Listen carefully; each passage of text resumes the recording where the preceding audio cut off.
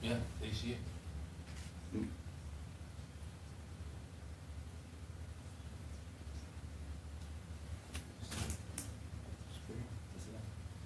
It's the governor, huh? Even it doesn't be mixed. It'll be like how, We all yeah. And you know how you guys, if you want to give do your it. vote one and two, and then you have to turn off two.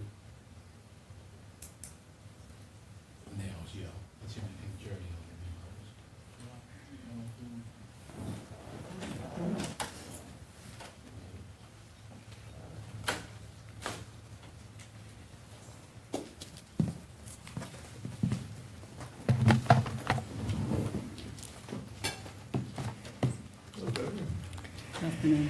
Good afternoon. How are you doing? I heard you wanted to make sure you had a chance to sit comfortably, so. Just a second, down.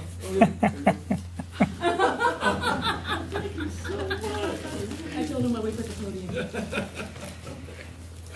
podium. Thank you very much for joining us here this afternoon. As you are aware, I have signed the official request for presidential disaster declaration for the event on Kauai and Oahu. Just wanted to thank all of the FEMA representatives, the state and county assessors that really worked to complete this document. It's really important that it was comprehensive to the extent that we could make it and include as much of the damage as we could identify. This declaration talks about 19 million in damage that we've identified. It does not include the damage done to the highways on Kauai, which is the bulk of the damage. We have already received confirmation from Bob Fenton in FEMA Region 9 that he received our request. We've already made contact with the White House so that they have received an electronic copy and is fully aware that the formal hard copies are in transit. We have been in contact with them for the entire duration to keep them abreast of where we were in the process. As you know, we have been responding. In the disaster declaration, it identifies the effort involved from everyone. You'll see that virtually every state agency has been involved in responding to the disaster on Kauai and Oahu. I would want to say this, that it was a tremendous effort on all counties. You may not have seen it, but every county, Oahu, Maui, and Hawaii had sent disaster response personnel to Kauai to help support that effort. We had over 80 National Guardsmen and women over on Kauai in various stages. As you know, the initial response, we deployed 8 Zodiacs, 2 Black Hawk helicopters, 2 Chinook helicopters, to really provide all the services that were required to keep the community safe, provide for food and water and other necessities, and to help with the evacuation of those who wanted to leave the area and help those who chose to remain. As you know, we continue to provide relief efforts, and the county is proceeding with community meetings so we can talk about different services that the state and the counties can provide for those residents in the affected communities. As you saw, we are establishing an agricultural loan program for those farmers who had significant losses in the storm. Those loan programs are structured in such a way that no payments are required until the farm is back in production and the farmers are able to generate revenue so they can begin making the payments that would be required as part of those loan programs. We continue to work with county emergency response personnel to continue to follow up on both individual damage done as well as the work on the public facilities. As you know, we are working very hard to restore access to the Wainiha and Haena communities. The damage along Kuhio Highway was significant and severe. There was 12 landslides in that period between Hanalei and Wainiha. And the road work required will be quite extensive.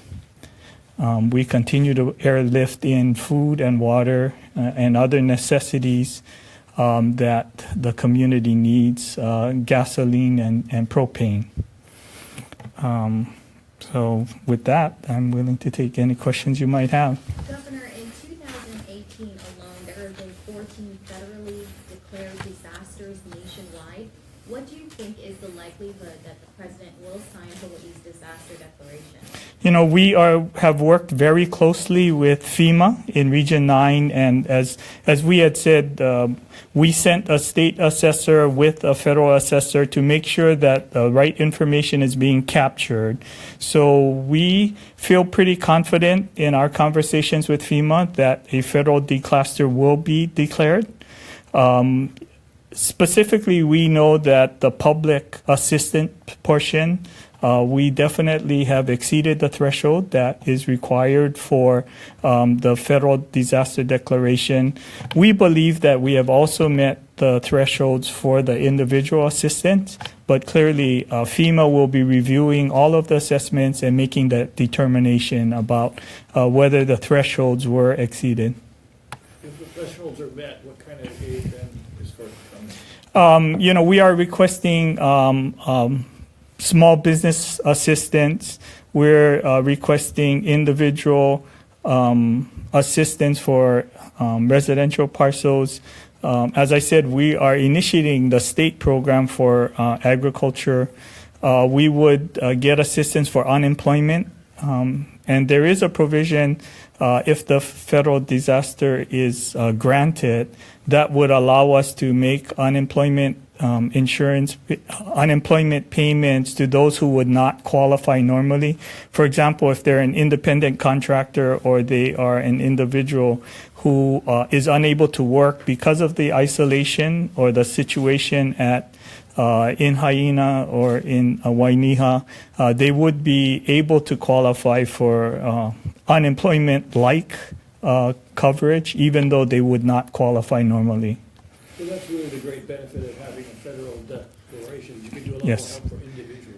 Absolutely. You know, and we continue to process the request for reimbursement from the federal government for public facilities. As you know, Mayor Caldwell and Mayor Carvalho and I have already fronted millions of dollars to initiate work immediately.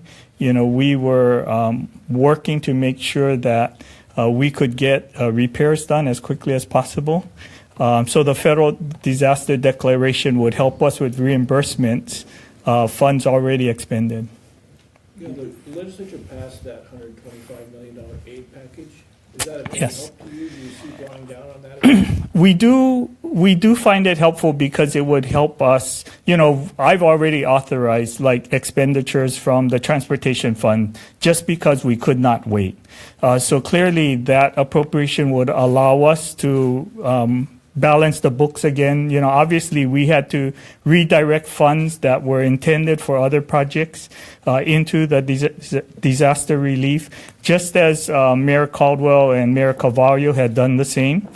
So clearly those kinds of replenishment of funds that really were intended for other purposes would allow us to continue those programs unaffected by the storm. So you signed that? Did Signed. you sign that measure? I did not sign the bill yet. It's going through the normal bill review process. What is the threshold for a federal disaster? I will get that for you. It's dependent on the population if in the county, so it's county specific and community specific. And you know, I definitely know it's in this, but I'll get it to you. You talked about the 19 million, and that does not include highway Right. repairs. Any ballpark figure of how much that is? On the highway repairs, our estimate on the highway repairs is that it's about $35 million. You know, and this doesn't include all of the activity, right? I mean, this was kind of the assessment of the damage that we saw immediately on the first pass. So do you file for that separately later, or is this going to be supplemental to this request? Or? No, it will. We've already made that request to the Federal Highways Administration, so there's a slightly different process for the highway funds, and the reimbursement is slightly different. They had already tapped into the Federal Highways disaster response to agree to fund a certain portion of the work. So clearly the ability to have the bill pass allows us to really not worry so much about the accounting after the fact. As I said, both mayors and myself have already authorized making the funds available so that we could initiate work right away. The $35 million is just for Kuhio Highway? Yes, that's just simply for Kuhio Highway. Is there a backup plan in case this doesn't get approved? We are already, we're committed to restoring access for that community. I think you've seen some of the photos. I don't know if you've had the chance to get out there personally, but the amount of mud and debris on Kuhio Highway, the basic bed of the road in a couple of areas were eroded, which means that there's significant work that will be required to shore up the foundation of the roadway and then ensure that debris or further landslides upslope of the road will have to be pinned and protected so that we don't get another landslide.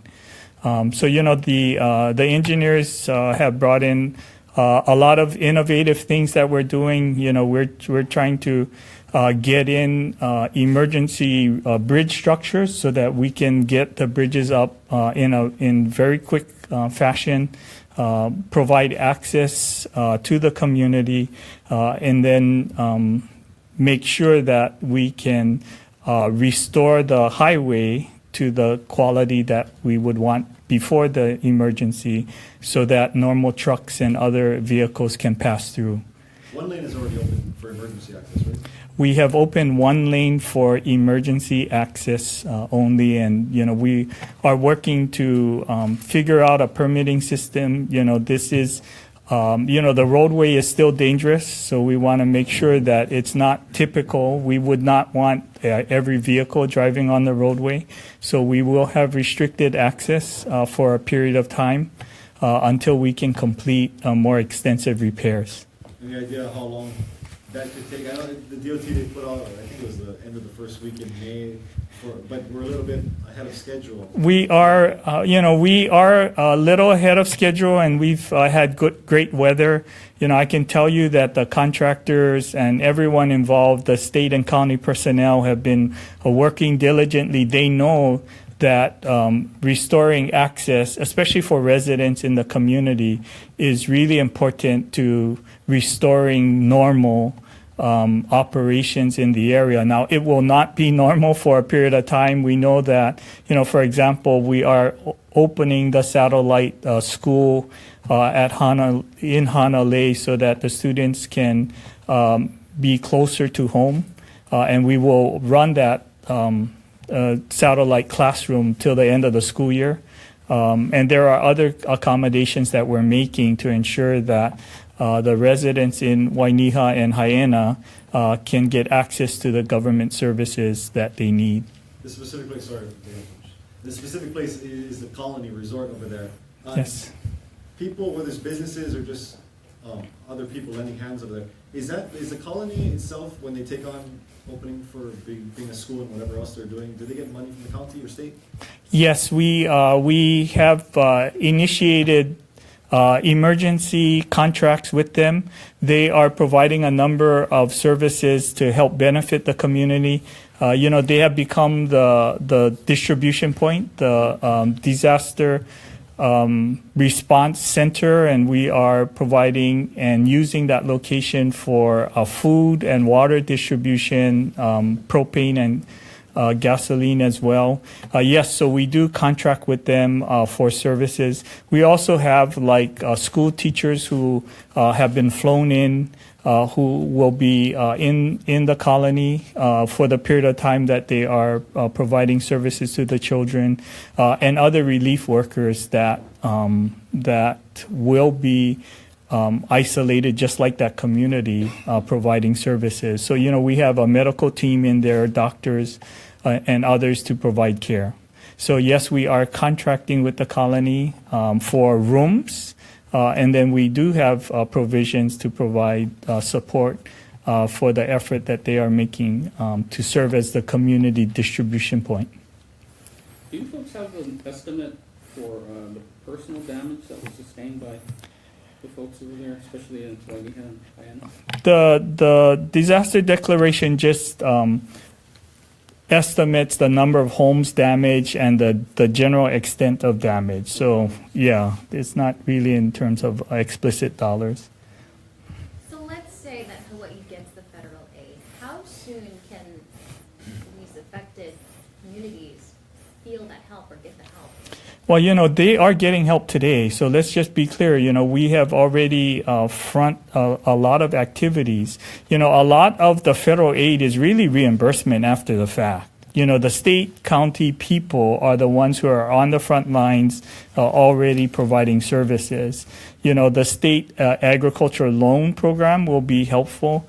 I think that what they will be able to get from the federal disaster declaration, again, would be reimbursements for costs and repairs and other kinds of activities that they may qualify for if the federal disaster is granted.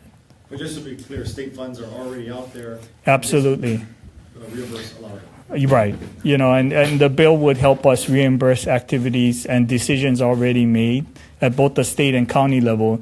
In the emergency response, obviously, our first and foremost priority is the health and safety of the community. And clearly, we had to authorize action so that we could begin to make the community safe again. So the federal declaration is really an after the fact that allows us to seek reimbursements and a couple other programs, small business, individual assistance.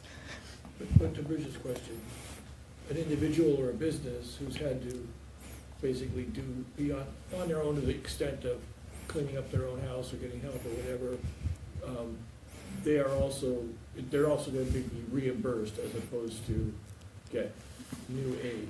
Right. I mean, for the most part, most of the programs, now small business might have some disaster assistance loans that might allow them to front a certain portion of what they need. So I think it's kind of a broad range of support that the federal declaration would allow us to access. Let's say for an individual whose home was damaged that didn't have flood insurance, for example, would there be money? There would be money for them probably in the form of loans or grants. Right, and we would have to check with that. Remember, individual cases are different than the public infrastructure, right? I mean, the state funds are really going to support public infrastructure and public services provided. Is there any thought being given, though, out of that? I mean, it sounds like there's a lot more money in that emergency appropriation bill than the damage you've described so far. Is there any possible use for that money for helping individuals who didn't have insurance or had other hardships? No, I mean, we clearly don't have authorization for funding individuals.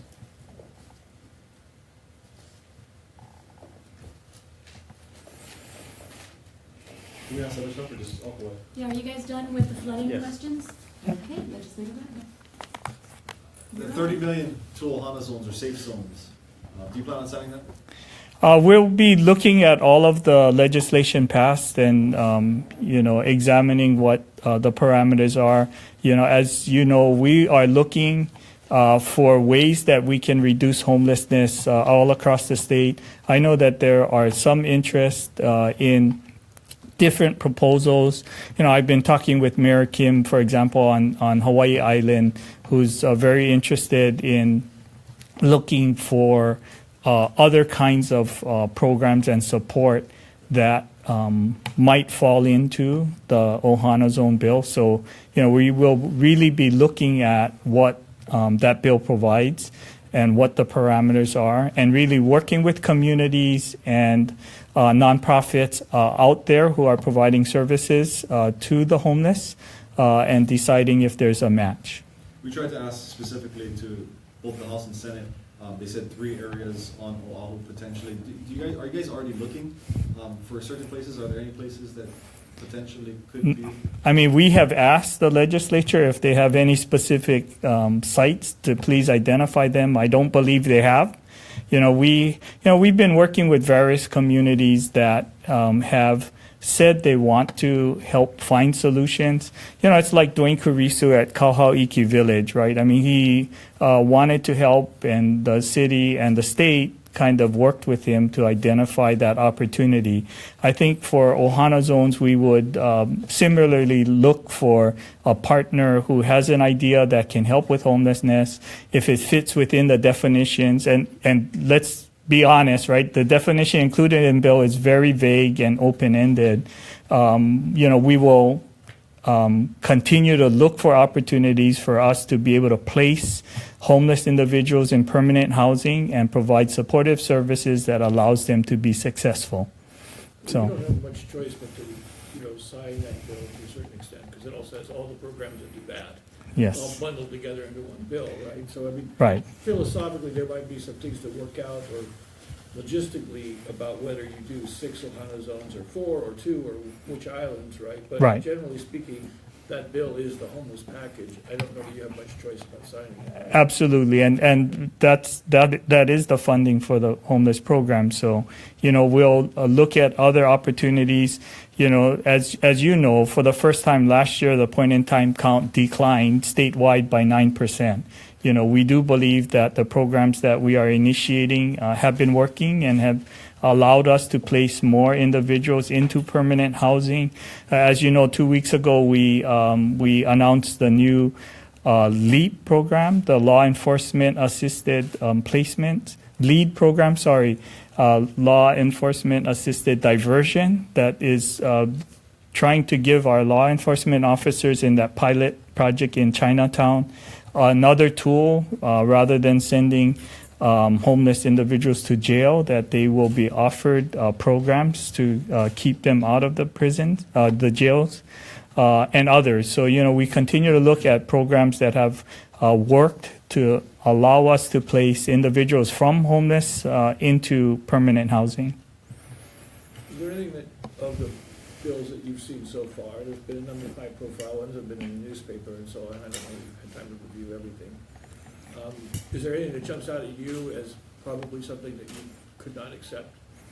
I didn't see anything. I mean, I think, for the most part, we have alignment on 90% of the priorities. I'm glad that the legislature is supporting our housing initiatives. I mean, they might want to try and repackage it to make it look a little different, but essentially it's the program that we've been doing for now 4 years. We made significant progress in building homes for our community. We look forward to looking at those measures as an extension of that program. We believe that for the most part, there's great alignment in what I've advocated for as priorities of the administration have been funded by the state legislature. Governor, given the fact that the general fund budget is much bigger than the one you proposed after they criticized how much yours was, is that okay? And what are your thoughts on that? We are looking at it. I do think that, my appropriate smart fiscal management really has given us the flexibility to respond. The fact that we had a significant carryover balance at the close of the last fiscal year allows us to make a $125 million cash appropriation to consider a response for the floods. It allows us to consider $200 million in infusion and investment in the rental housing revolving fund, which is, we have been advocating increased investments into that fund for the last 4 years. So we're glad that the legislature is catching up, to the programs that we've been advocating for. We do know, and we have a pretty good game plan about how to build affordable housing using state assets, lands, using the federal low-income tax credits, which we enhanced since I become governor, and really encourage the public-private partnerships that allows us to construct and implement affordable rental projects all across the state. Anything else on the legislature? Daryl, you're done? On the big conversion bill ban, I mean, I'll be looking at all of those, but, there's, obviously from a policy perspective, I do support the banning of bump stocks. That's something that we continue to advocate for tougher gun control laws. Banning of conversion therapy is something that's consistent with what we've advocated on all fronts. The bills will go through the normal bill review for legal and policy checks, but at the policy level, I clearly support those measures, and I can't imagine why I wouldn't sign it unless something unexpected or there's a defect in the measures. Okay, thank you, everybody. Thank you.